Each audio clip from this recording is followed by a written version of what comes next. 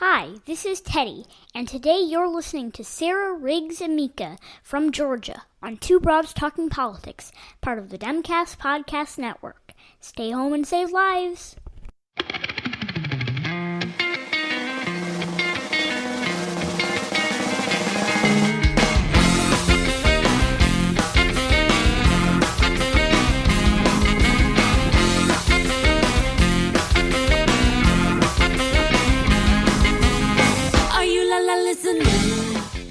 Hi everyone, this is Kelly with Two Broads Talking Politics, and I'm joined today by Sarah Riggs Amico, who has started a new PAC called Our American Dreams. Hi, Sarah. Hi, thank you so much for having me. Yeah, thanks for joining me. So I think people may know you best as, or national audience at least, may know you best as having run for lieutenant governor in Georgia in 2018 and, having rightfully won that election. But now you've started this new PAC called Our American Dreams. Can you tell me a little bit about why you've started the PAC and what you're hoping to do? Absolutely. Our American Dreams grew out of really my experience on the campaign trail in 2018. So as the nominee for the Democratic Party here in Georgia for lieutenant governor, I had the chance to travel to every nook and cranny of our state. So Georgia has 159 counties, and I went through about 150 in 10 months. And I've been a business person, business executive for the last 17 years. I come from a family business. And one of the things that I enjoyed the most as I traveled around the state was popping into locally owned small businesses, hearing the stories of how people built their coffee shop or their hair and nail salon, whatever it was. And as I traveled throughout the state of Georgia, something became very clear that for far too many communities, the American dream, this idea that where you start in our country doesn't determine how far you can go. The idea that each generation can be better off than the previous generation was really fading for certain communities, and particularly in rural communities, in poorer communities, in Black communities, and communities of color. The idea of the American dream, instead of being aspirational, was quickly becoming almost mythological. And so I think the point of starting the PAC here is for women who are running for state and local office in Georgia to be at the decision-making table, making the policies that will determine how we expand economic opportunity and access to the American dream for every community. For far too long, we've seen that a lot of people have been left out and left behind. And one of the best ways we can change that dynamic and make sure that no matter where you grow up or how much money your folks had or what you look like, who you love, how or if you pray, you still have the chance to build your American dream, is to make sure that those stories are represented in the people who govern our state.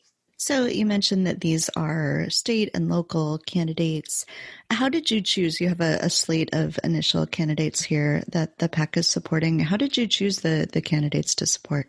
Yeah, we have 21 initial candidates we're supporting, and they are running for everything from the school board to the state legislature. So we chose people whose stories really exemplified what I think of as the American dream. So there are over half of our 21 initial candidates that we've endorsed who are small business owners.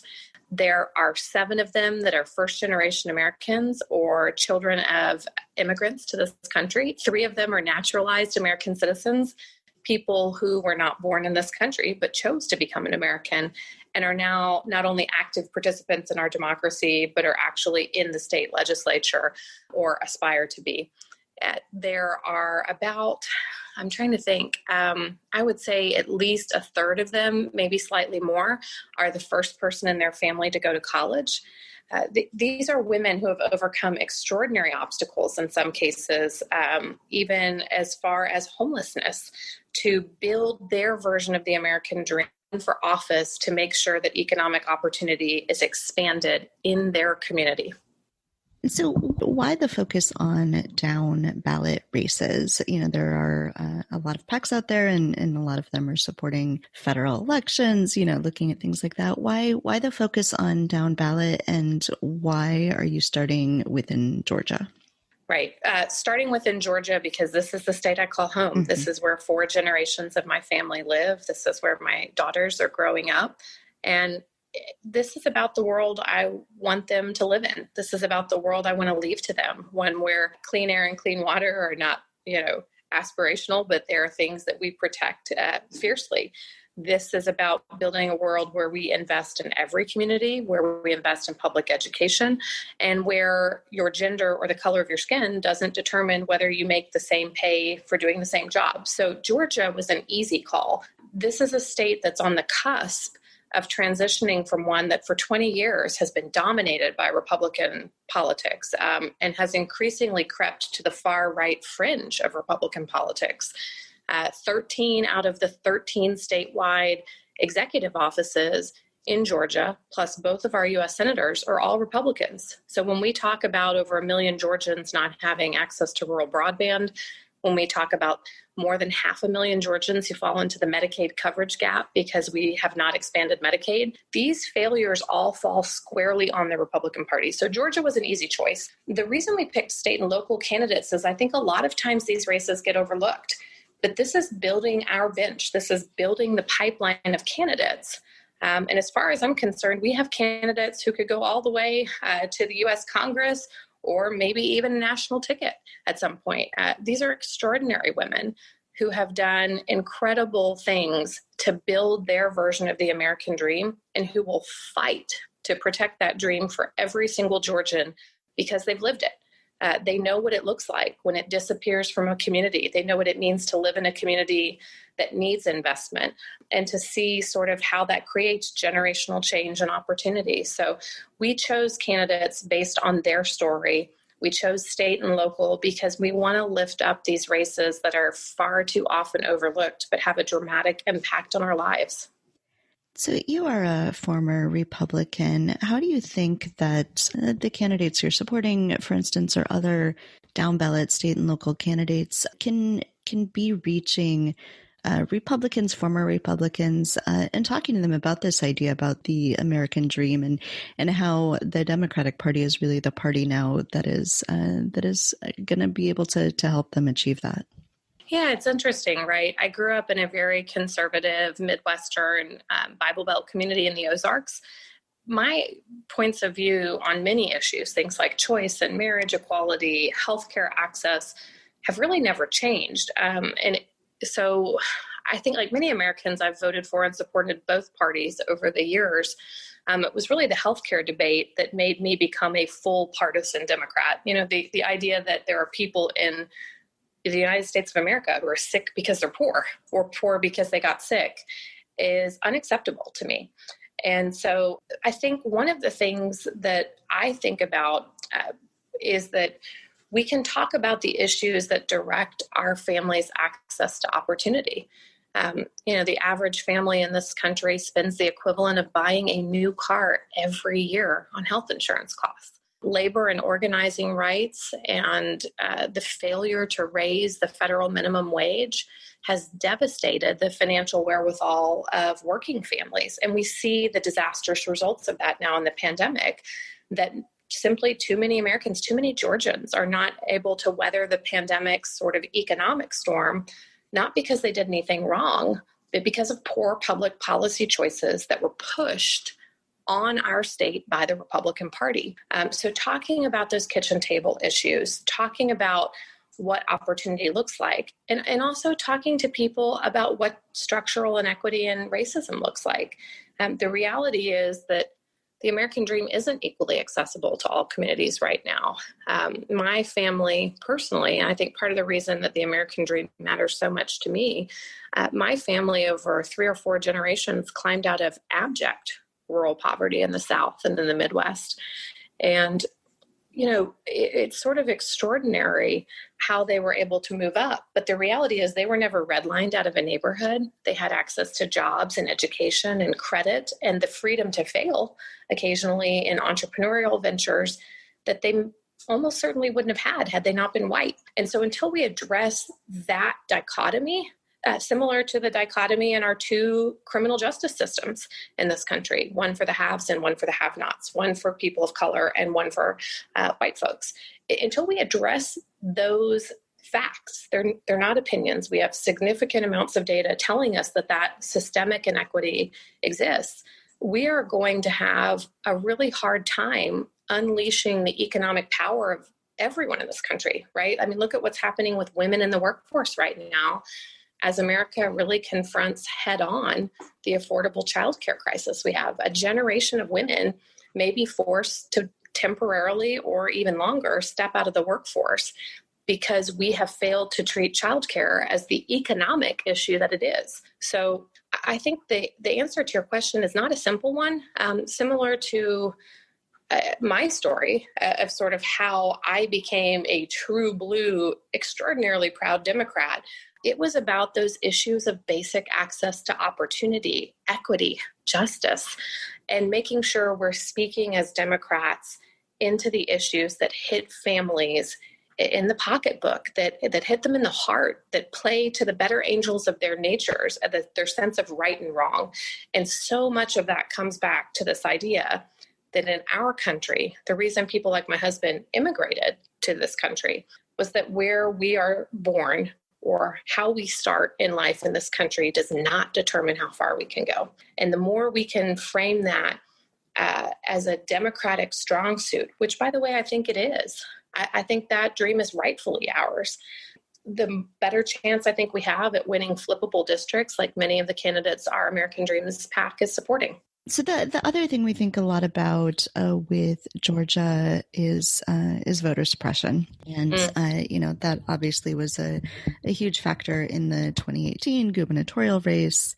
And, reports have come out recently that there continue to be Georgians thrown off the rolls where they shouldn't be. How do you, as you've been going around Georgia talking to people, as the candidates that your PAC is supporting are talking to people, how do you make sure that they don't just turn off completely from voting, from being involved in politics, when they know that there is this very real risk that someone is trying to take away their chance to vote? How do you get the voters really interested in staying committed?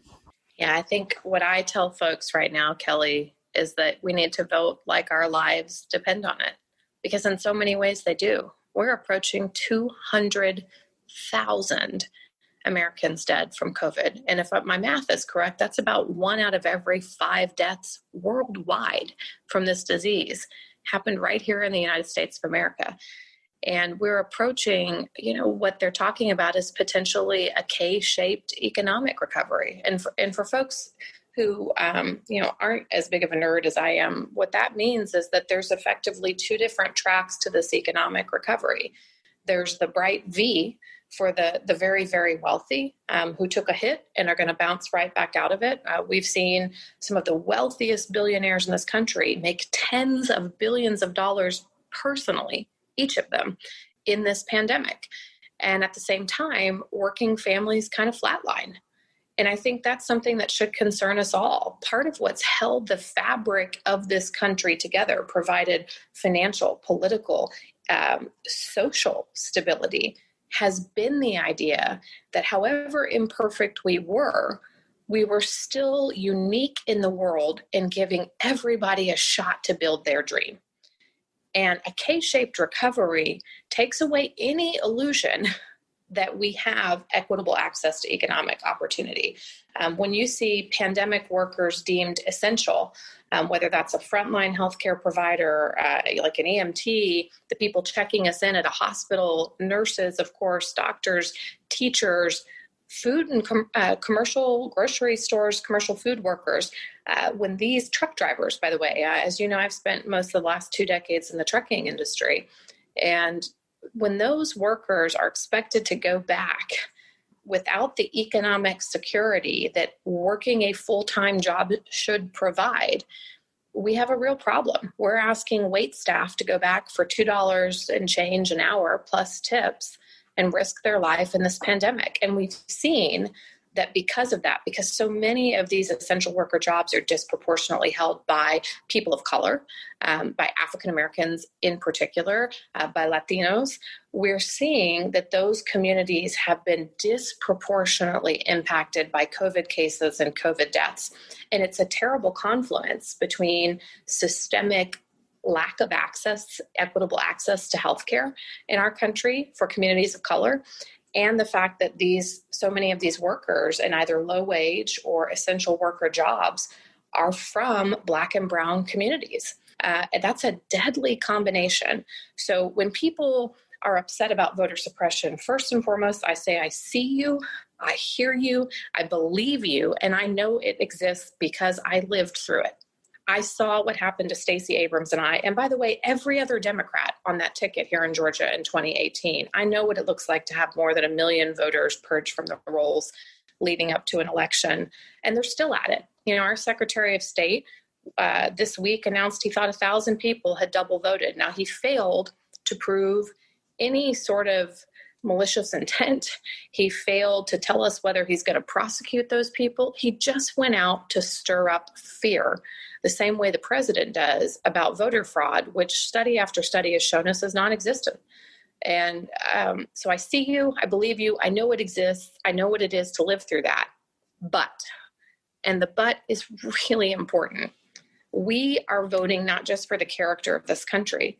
We are voting for whether or not we continue forward in a way that the haves get a heck of a lot more and everybody else fights for crumbs. Whether we continue forward where my daughters can expect to make 83 cents on the dollar to their male cousins who do the same job, where in Georgia, a Latina woman can expect to make 48 cents on the dollar to a white man in the same job. We are voting for whether or not the American dream is mythological or aspirational in this country. So whatever fears you have, the best thing we can do is make a plan. Make a plan to vote. Make a plan to vote early, plan for contingencies, and give yourself the opportunity, if it doesn't go smoothly, to still have time to make your voice heard. We will not get another shot to elect a new president for 4 more years. The stakes couldn't possibly be higher. So whatever your fears, understand the stakes that we have and understand that the best thing you can do to change voter suppression is vote people in office who believe it exists and are committed to fully restoring voting rights and ballot box access for all communities. Yeah. So how can our listeners help support your PAC and the candidates that you've endorsed? Thank you so much. Please check out our website. The Our American Dreams PAC can be found at ouramericandreamspac.com. You can check us out on Twitter as well at our_dreams_USA and follow us. We would love it if you can chip in and invest in these candidates. These are candidates that'll make you proud. These are candidates who have a heart for public service, who are fiercely fighting to defend economic justice and stability and opportunity for every person in this state. And once we get this right here in Georgia and we show people what we can do by protecting the American dream, by protecting opportunity, by protecting first-generation Americans, first-generation achievers, small business owners, labor leaders. We have 6 candidates who are union members or connected into the labor movement. Once we've done that here, we will take this show on the road to other states, and we will help build that pipeline in your state too. We are a great investment, no matter where you live. Invest in these candidates. Nobody's handed them anything. We have candidates who have lived through all manner of challenge and have fought to move forward and claim their version of the American dream. And if you help us get them into office, they're going to take that same grit and that same fight to every community in this state. And we're all going to be better for that. So ouramericandreamspac.com, we would love your support. Excellent. We'll put a link on our website as well. I'm certainly excited about the idea of progressive women running Georgia. That sounds amazing. Hear, hear. Hey, the future is here. I'm telling you, the hardest thing was was whittling down how many folks we have. And if we're able to raise enough money, thanks to supporters like your listeners, I fully intend to expand that group of 21 candidates. We can never have too many progressive women in office. No such thing. Yes, absolutely. Well, Sarah, thank you so much for joining me today. Listeners, we're both talking to you from our homes with, kids and cats and everything all around us, because that's the world we live in right now. But I really appreciate you taking the time to talk to me, and I love the idea of this PAC.